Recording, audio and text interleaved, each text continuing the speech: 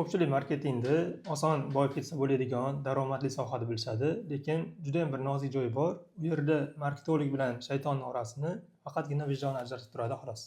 Chunki marketingda odamlarni manipulyatsiya qilish, reklamalar orqali yolg'on ma'lumotlar berish, foyda bermaydigan mahsulotni ham foyda beradi, aynan sizga mos keladi deb ko'rsatish juda ham oson va ayrim marketologlar buni strategiya deb o'zlarini oqlab ketishadi. Misol uchun, ayrim reklama kompaniyalarida 70% chegirma berdik deyishadi, lekin do'konga boradigan bo'lsangiz 70% emas, balki bir donagina mahsulot 70% atrofida bo'ladi va qolgani 10%, 15% atrofida chegirma bo'ladi.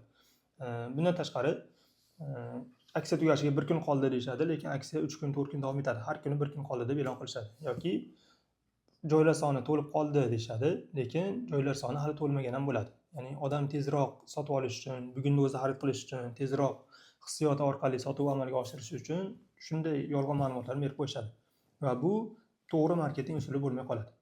Agar siz mahsulotni bo'rttirib ko'rsatsangiz yoki yolg'on chegirmalar orqali reklama qiladigan bo'lsangiz, hozirgi sotuvda bu natija berishi mumkin, lekin ertaga bu sizga e'tirozga sabab bo'ladi.